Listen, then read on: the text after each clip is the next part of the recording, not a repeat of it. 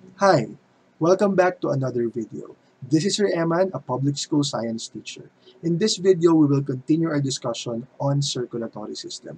Kaya kung gusto mong malaman kung anong laman ng puso mo at laman ng puso ni Crush, baka sakaling i-crush back ka, panoorin at tapusin mo ang video na ito.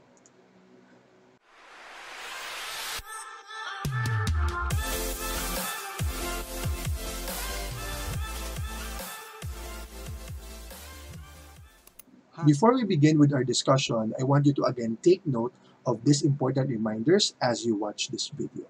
Number 1, be in a quiet, non-disturbing place or location at home. Number 2, this is an interactive discussion. Make sure to participate by simply stating your answers to the questions or writing them down on a piece of paper. Number 3, always prepare your pen and paper before watching every video lesson. This will allow you to easily take note of the important points mentioned in the video. Number 4, you may decide to pause the video to give you more time to perform the tasks given, if there are any, then play it again once you are done. And lastly, make sure to listen carefully and avoid distractions. If possible, turn off your other devices while watching the video. Happy learning, everyone! In our previous video, we were able to explain the functions of the circulatory system. We were able to identify its different parts, and we were as well able to differentiate the three types of blood circulation. In this video, we will identify the different parts of the heart. We'll also be tracing the path that blood travels within the heart and towards the rest of the body. Again, as we go along this, we will be able to see how the respiratory and circulatory systems work together. This is still part of the first most essential learning competency in Science 9 for Quarter 1, which is explain how the respiratory and circulatory systems work together to transport nutrients, gases, and other molecules to and from the different parts of the body. Let's begin. Let us first take a look at this amazing organ in our screen, our human heart. Our human heart actually starts beating 22 days after conception or after the egg and the sperm cell unite. And it continuously beats throughout life to support the different life processes in our body. It is indeed an amazing organ. It actually beats about 100,000 times a day and pumps about 2,000 gallons of blood. Can you imagine that? And if the heart will stop beating for 4 to 6 minutes, it can actually cause some of our brain cells to die. And after 10 minutes, it can actually result to serious damages in our main organs and even may lead to our death. And so, indeed, this organ plays a vital role in our body. Therefore, it is uh, important for us to understand what is inside of our heart. So let's continue discussing the parts of our heart. So a while ago, or in the previous video, we have defined what the heart is. It is a specialized cardiac muscle that pumps blood throughout the body. Now, in terms of the parts of the heart, let's start with the atria. This is the plural term. Singular would be atrium. These are actually the two upper chambers of the heart, the two upper sections or rooms of our heart. What is the role of these two chambers? To receive blood from the different parts of the body. So these are the receiving chambers, okay? So you have here the right atrium. It receives deoxygenated blood or oxygen poor blood from the different parts of the body. Okay, so you see here the blood vessels connected are in blue to signify that the blood flowing here is deoxygenated or poor in oxygen. Okay, and as for the left atrium, this is the chamber of the heart, upper chamber that receives oxygenated blood from the lungs. Okay, so still it receives blood, but this time oxygenated already, oxygen-rich blood. Okay, so the upper parts we call them atria, singular atrium, the right and the left atrium. What about the lower part or lower chambers of the heart? How do we call them? These are actually referred to as the ventricles. Now, if the atria, the purpose is to receive blood, for the ventricles, the purpose is to pump blood and send it out of the heart to different parts of the body. So as you can see here, it has thicker wall compared with the upper chamber. because it has to be able to send or pump blood to the other parts of the body. It has to reach the other parts of the body. Now, there are still two sections here. You have the right ventricle and the left ventricle. So they both pump blood away from the heart. For the right ventricle, it pumps deoxygenated blood to the lungs. Okay, so this artery here leads to the lungs, whereas the left ventricle, it pumps or sends oxygenated blood to the rest of the body except the lungs. Okay, receiving chambers, the upper chambers, and then pumping chambers would be the lower chambers or the ventricles. Let's proceed. You also have here the superior vena cava and the inferior vena cava. These are the two largest veins of the body. As for the superior vena cava, this is the one found at the top that brings deoxygenated blood to the heart from the head and upper part of the body. Okay? Whereas for the inferior vena cava, this is the vein that brings deoxygenated blood to the heart from the legs and lower parts of the body. So they both lead to the right atrium, the receiving chamber. Okay? Superior, inferior vena cava, the two largest veins of our heart. Okay? And then you have here pulmonary artery. Okay, this is your pulmonary artery. This is the blood vessel that transports deoxygenated blood to the lungs. Okay? So again, for artery, what is the direction of the blood? Away. So tama naman. It brings blood away from the heart towards the lungs. Pero usually, gaya ng ating pinag-usapan ng previous video, pag artery, ang dala-dala niya ay oxygenated, mayaman na sa oxygen kasi kumbaga, i-deliver na. But this pulmonary artery, this is actually the only artery in the body that brings deoxygenated blood instead of oxygenated blood. Okay? So, pag tinanong, ano yung only artery na nagdadala ng deoxygenated blood, that's actually the pulmonary artery. So, pag nadala na sa lungs, yung ating deoxygenated blood, magkakaroon na siya ng oxygen, di ba? Magkakaroon ng gas exchange. Now, saan siya dadaan pabalik ng puso? It will then pass through what we call pulmonary vein. Tama? V, back. Direction is back to the heart. It is the one that transports oxygenated blood back to the heart. Pero gaya ng sabi natin, doon sa past discussion, when you speak of vein, usually deoxygenated na ang dala kasi nakapag-deliver na, pabalik na. Pero itong pulmonary vein naman, this is the only vein in the body that brings oxygenated blood back to the heart. So ito yun. So ito yung pulmonary vein coming from the left lung, pulmonary vein coming from the right lung, both leading to the left atrium. Okay? So yun po yun. What about this aorta? This is considered to be the central artery, the largest artery of the body. So ito yun. Yan. It actually carries oxygenated blood from left ventricle to the rest of the body. So you have here the left ventricle and then to the rest, passing to the aorta, leading to the different parts of the body. And then you have here the septum. This is the dividing wall between the right and left sides of the heart. So you have here the right side, the left side. What divides that would be this septum, the dividing wall. Okay?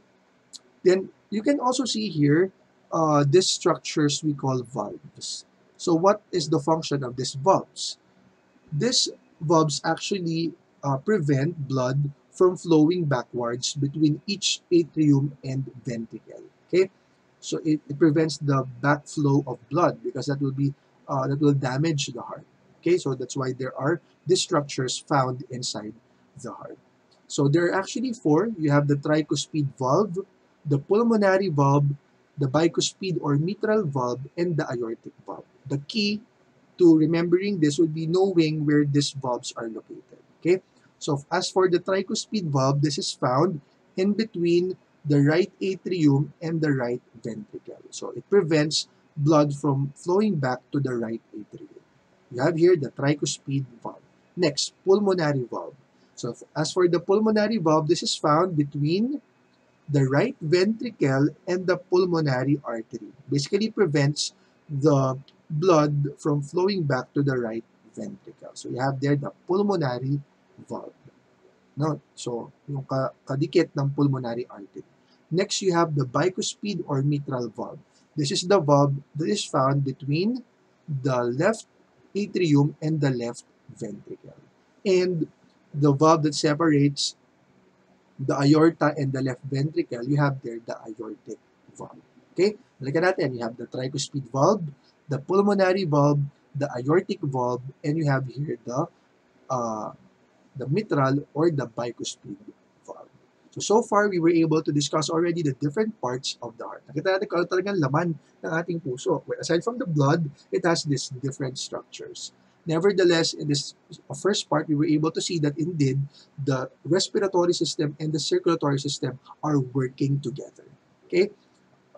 We were as well able to slightly see the flow of blood here. Okay? Pero mas papalinawin pa natin. Okay? Kung meron itong part na hindi nakuha, pwede nyo balikan yan mamaya. Okay? Let's have this time the pathway of blood to and from the heart. So, isa-isahin natin yung mismong flow. Blood that has circulated through the body which has lost its oxygen. Anong tawag dito sa ganitong klase ng blood? Oxygen poor blood, deoxygenated blood. And collected carbon dioxide, so yun ang marami sa kanya, enters through the vena cava into the right atrium of the heart. So pagaling sa taas ng katawan, enters to the superior vena cava. If it's from the lower part, inferior vena cava, both leading to the right atrium. After entering the right atrium, what will happen to this deoxygenated blood? It will then be pushed to the right ventricle, of course, passing through the tricuspid valve first. Again, we're talking here of deoxygenated blood. So once it's already in the right ventricle, di ba yung ventricle natin, these are the pumping chambers. So this right ventricle will pump the blood through the pulmonary artery and into the lungs. Before passing through the pulmonary artery, it will first pass through the pulmonary valve. So yun, papunta na siya sa lungs. And in the lungs, tiny blood vessels called capillaries absorb carbon dioxide from the blood and replace it with oxygen. So, pag nasa lungs na, mangyari na yung gas exchange. Kapag mayaman na sa oxygen, oxygenated na yung blood, it will then go back to the heart. Sa pamamagitan ng pulmonary vein. So, you see here the pulmonary vein coming from the left lung and from the right lung, both leading to the left atrium. Ito yung ating receiving chamber. Red na yung kulay because it's already oxygenated. And from the left atrium, it will then be pushed, the oxygenated blood will be pushed to the left ventricle and pass through the mitral valve. Okay? And since it's already oxygenated, it's ready to be distributed to the different parts of the body. So, the lower part will contract, and will push the blood to the aorta, of course, passing through the aortic valve. And that will be distributed to different parts of the body, upper parts of the body, lower part, and even with the tissues of the heart. Okay? So, ganun po ang nangyayari dyan. Take note, however, hindi naman yan na kapag nag-pump, nag-contract, ito lang right ventricle, itong isa, wala. Lagi yan sabay. So, pag nag-contract yung upper part, mag-contract para pumunta dito yung blood sa mga ventricle, and then siya, mag-contract ng mas malakas yung ventricle para ma-push sa kung saan man dadalhin yung dugo. So, at the same time, pag nag-contract na to, some of the blood will go to the lung for oxygenation, at yung iba naman, to be distributed na. So, laging sabay na. Pero again, alam natin, hindi pa dito nagtatapos yan. Blood will then move through arteries, di ba, away, and then through capillaries, doon na mangyayari yung exchange of materials, and then return through the veins. Deoxygenated blood, blood without oxygen or poor in oxygen, will then return to the heart through the vena cavas. And then the cycle will again repeat itself. Okay, so it's basically how blood flows within the heart and to the other parts of the body. And again, back to the heart. Ngayon, kung may part na medyo hindi pa malinaw, again, pwedeng balikan ang section na ito ng video para mas maging malinaw sa inyo. You can do further research, watch videos online. Okay? So, i-test muna natin kung meron bang nakuha sa video na pinanood natin ngayon. Okay? So, in this part, I want you to identify the different parts of the heart. Pwede nyo ito isulat sa inyong papel, numbers 1 to 13 pababa. And then right beside nung number, pili kayo dito sa ating kahon sa ibaba kung anong tawag din sa part na yun ng heart. And then beside the name of the part, pumili sa kahon na to containing the functions of the different parts of the heart. Isulat dun sa tabi. So this part of the video, pwede nyo nang i-pause and then i-play nyo ulit mamaya once you are done. Ano kapag tapos na. Okay? So kamusta? Tapos na ba kayo? Sige, sagot na natin to. Let's have first number 1. So anong tawag natin sa part na ito? Nagre-receive upper chamber. That is definitely your right atrium. You have number 1. Now, ano yung function nito? This is the upper chamber that receives deoxygenated blood from the other parts of the body. Let's have number 2. Siyempre, on the other side, you have the left atrium. This is number 2. So, nag-receive pa rin, upper chamber that receives this time oxygenated blood from the lungs. What about number 3? So, lower chambers na tayo. So, ventricle naman. It pertains to the right ventricle. So, what is the function of the right ventricle? Bottom chamber that pumps deoxygenated blood to the lungs. So, besides, opposite ng ating right ventricle, you have the left ventricle. That's for number 4. The function of this bottom chamber still pumps, this time, oxygenated blood na to the rest of the body. So, this is number 4. What about number 5? One of the vena cavas coming from the upper part of the body. So, you have there superior vena cava. So, the vein that brings deoxygenated blood from the lower parts of the upper parts of the body to the heart. So, dapat ito ay deoxygenated. Ano? So, this is your number 5. Let's have number 6. So, yun namang vena cava sa ilalim. That's your inferior vena cava. Okay? So, vein that brings deoxygenated blood from lower parts of the body. This is your number 6. What about number 7? One of the valves. You have here the tricuspid valve. That is your number 7. A valve that separates the right atrium and the right ventricle. What about number 8? You have here, going to the pulmonary artery. Definitely, that's the pulmonary valve. Okay? Valve that separates the right ventricle and the pulmonary artery. Let's have number 9. Itong daanan na to, binanggit natin kanina, that's your pulmonary artery. That's basically the, nasan yun? Blood vessel that brings deoxygenated blood to the lungs. That's your number 9. What about number 10? Pabalik na sa puso. Pulmonary pa rin, but this time, this is your pulmonary vein. That's number 10. Okay? This is the blood vessel that brings oxygenated blood from the lungs to the heart. Number 11, we have this valve here between the left atrium and the left ventricle. You have the mitral or the bicuspid valves. Wala pala itong isang to. So, hopefully, sinulat niyo na lang. That is your mitral valve or the bicuspid valve. The function is to separate the left atrium and the left ventricle and to prevent backflow of blood. What about number 12? This is your aortic valve. So, panghuli na rin sa baba, separates the left ventricle and the aorta. And lastly, number 13, you have, of course, the aorta, our largest artery. This is the largest artery, brings oxygen-rich blood to other parts of the body except the lungs. Papunta rin, even papunta sa tissues and cells of the heart. So, this is number 13. So, hopefully, nakuha ninyo. Again, kung may parts na hindi pa nakuha, pwedeng balikan ang video natin para mas maunawaan ito. Okay? Let's have the second part. This time, I want you to trace the path that blood takes to and from the heart. Okay? So, mula sa deoxygenated, saan siya pumapasok sa puso, hanggang siya ay ma-oxygenate at mapadala sa iba't ibang parte ng katawan. So, may choices tayo dito. We have here 10 boxes. Ang kailangan nyo gawin ay ilagay itong mga pangalan na ito sa appropriate na kahon niya. Okay? So, again, pwede nyo muna i-pause to and then mamaya, once you're done, you can play it once again. Okay?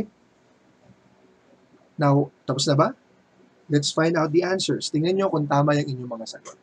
So, of course, una, yung deoxygenated blood natin will enter through the superior and inferior vena cava.